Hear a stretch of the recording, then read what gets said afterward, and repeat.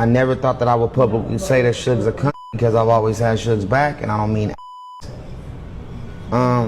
unbelievable, Suge.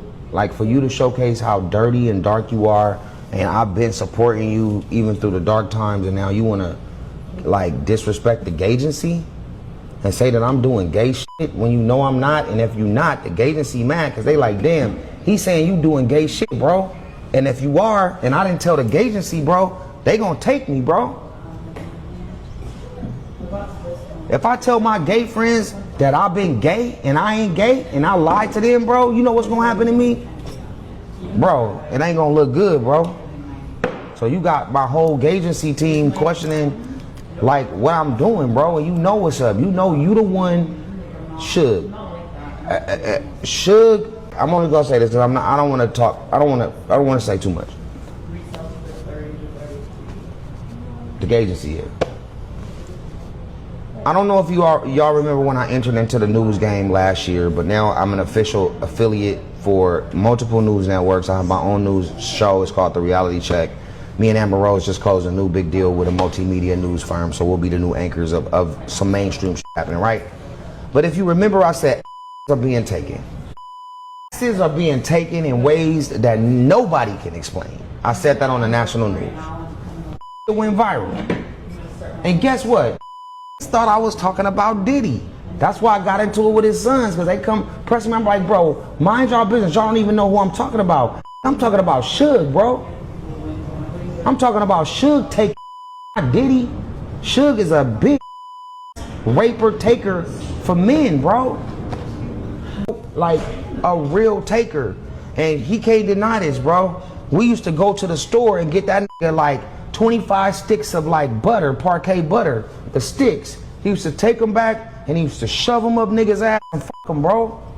And females, it was crazy, bro. I can't even believe that I said that. But since you trying to darken my name, Suge, and trying to say some gay shit about me when you know I got a lot of gay friends and you know the gay community supports me. So you know, like, I'm bulletproof unless my dick been in that hole. And if it was, then I'll be celebrated even more because now I'm like one of the flyest gayest, but I can't take that credit. I can't do that, bro. And you trying to throw gay shit on me like it's bad to be gay when you know that my dick's only going in pussy holes, bro. It's crazy, bro.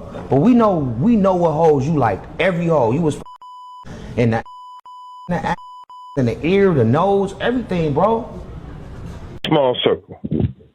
You know, Ray J and Puffy was closer and closer. And Ray J tells a lot of stuff, and it's not up to me to tell the story because that's Ray J's story. But Ray J and Puffy definitely were lovers. Puffy allegedly gave him $10 million to, you know, to an album. They never put one song of two brothers loving each other, whatever it's supposed to be. You know, it's just, to me, we have so much. If you look at all the bad things in hip hop, when it's all said and done, it comes from just to be clear, what I think you just said, Suge, you just said that Diddy and Reggie were lovers. Is that what you said? Ray J. I said Ray J and Puffy was lovers. Really? Yeah. Was that well known? Of course. Niggas mad at me because I'm supporting Diddy. Niggas got weird ass shit to say about me supporting Puff. I'm not gonna be long on here. I just need niggas to clip this on Instagram real quick. I ain't gonna be on here long. I know it's early in the morning, but I'm a petty motherfucker when niggas is petty with me. If a nigga think he gonna say some shit about me and I ain't gonna go crazy and respond, then don't think that it's okay, because I'm petty as fuck. I'm petty as fuck, nigga. Day 7 of Sean Diddy Combs' trial is ongoing. Diddy's former assistant testified that Puff made him take a lie detector test over stolen jewelry. He also revealed that he quit working for Diddy after a wild bang out between Diddy, his security guard, and Suge Knight. AUSA Slavic: did anything ever go missing? David James: they said a bracelet was missing. Uncle Paulie came to my hotel room and searched my belonging and those of my girlfriend at the time. AUSA: could you have said no? Agnifilo: objection. Judge: move on. AUSA. Slavik, did you ever have to take a lie detector test? David James. Yes. AUSA. Who was present? David James. Just me and this gentleman. It was very intimidating. They put monitors on my head, my chest, and my hand. AUSA. Could you refuse? A. Not to keep my job. AUSA. Slavik. Did this happen again? David James. Yes, when Mr. Combs said a watch of his had been stolen. AUSA. What was the result? David James. The gentleman told me I seemed nervous. I said, sure I am. David James. Once Capricorn Clark had to take a lie detector to prove she wasn't part of a heist of Mr. Combs' jewelry. AUSA. Slavik. Was there an incident at Mel's Diner with Suge Knight? David James. Yes, I drove the Silver Navigator to get cheeseburgers there. David James. D-Rock said, that's Mother Finn Suge Knight. He went over and said, what's up? Suge didn't recognize him.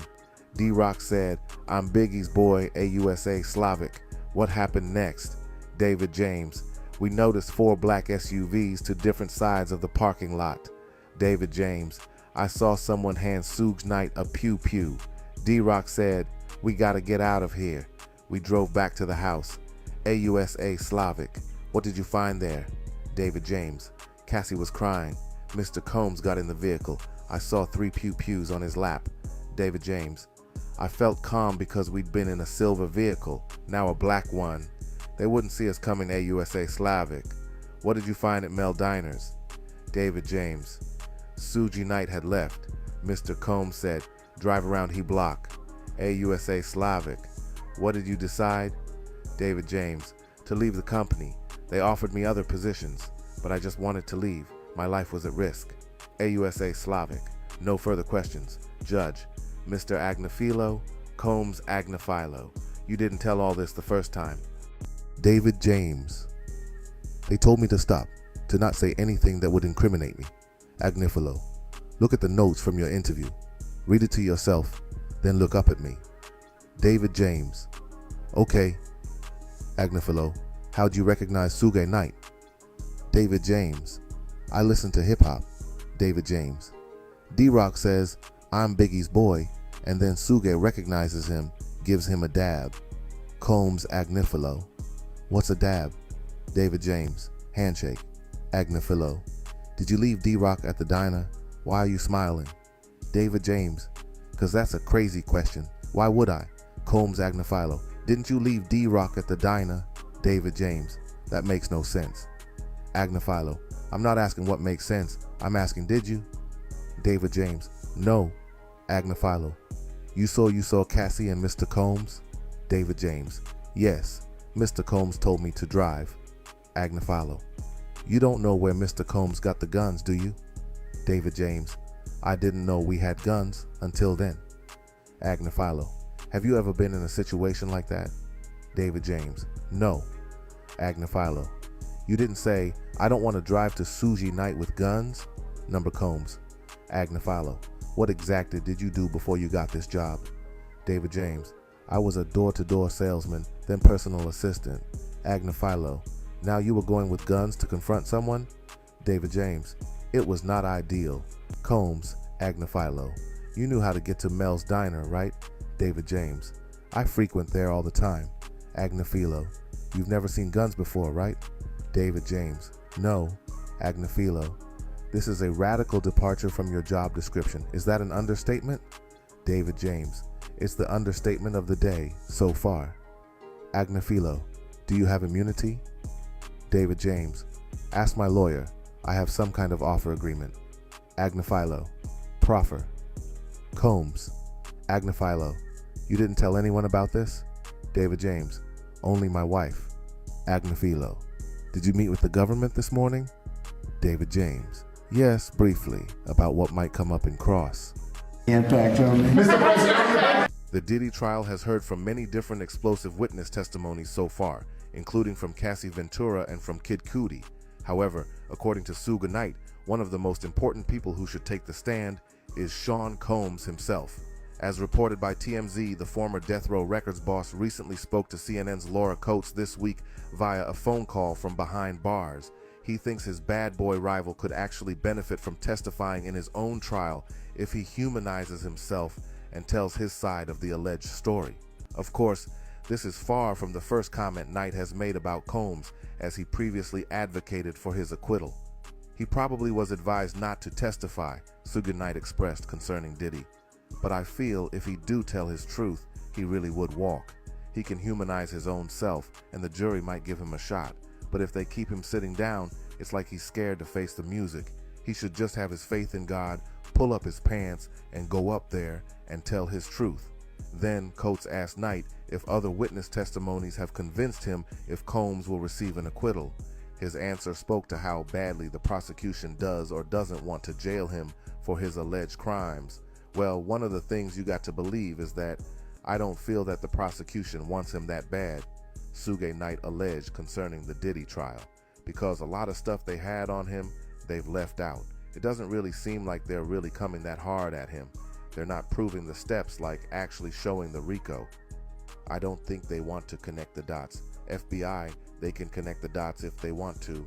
I think that Puffy did a lot of favors for these people over the years, and I'm quite sure they owe Puffy a lot of favors.